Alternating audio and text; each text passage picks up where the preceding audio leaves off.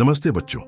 आज हम एक सुंदर भारतीय गांव की सैर करेंगे और अर्जुन नाम के एक नन्हे बालक की कहानी सुनेंगे।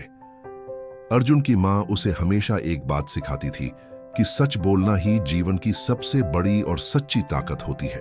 एक दोपहर स्कूल में उनके शिक्षक ने सभी विद्यार्थियों को एक बहुत जरूरी गृह कार्य दिया जिसे अगले दिन पूरा करना था। पर अर्जुन का मन तो पढ़ाई में बिल्कुल नहीं था।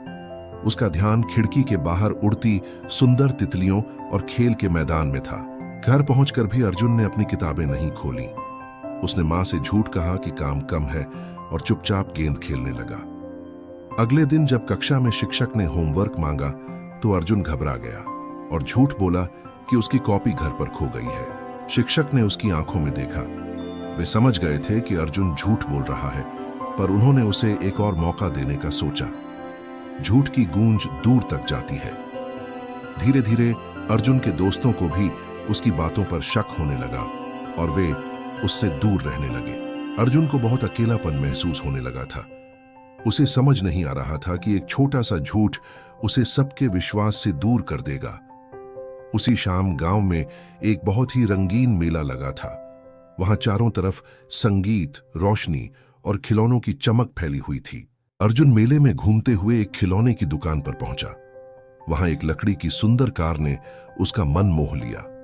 गलत संगत और आदतों के कारण उसने सोचा कि अगर वह इसे चुपचाप ले ले तो किसी को पता नहीं चलेगा।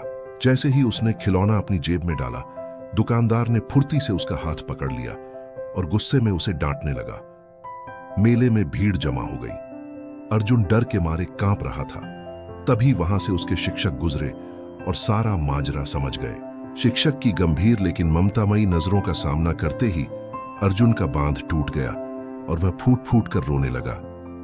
सर, मुझे माफ कर दीजिए। अर्जुन ने अपनी सारी गलतियां मान ली और दुकानदार से भी हाथ जोड़कर माफी मांगी। उसने जेब से खिलौना निकाला और दुकानदार को वापस लौटा दिया। उसे महसूस हुआ कि सच बोलने से मन का बोझ हल्का हो गया। उस दिन के बाद अर्जुन पूरी तरह बदल गया। वह अपना सारा काम समय पर करता और कभी भी किसी से झूठ नहीं बोलता था। उसकी ईमानदारी ने उसे सबके करीब ला दिया। उसके दोस्त अब उस पर भरोसा करते थे और फिर से उसके साथ खेलने लगे। तो बच्चों, हमेशा याद रखिए कि सच्चाई और ईमानदारी ही हमारे जीवन की सबसे बड़ी और अटूट शक्ति है। सच बोलें, खुश रहें।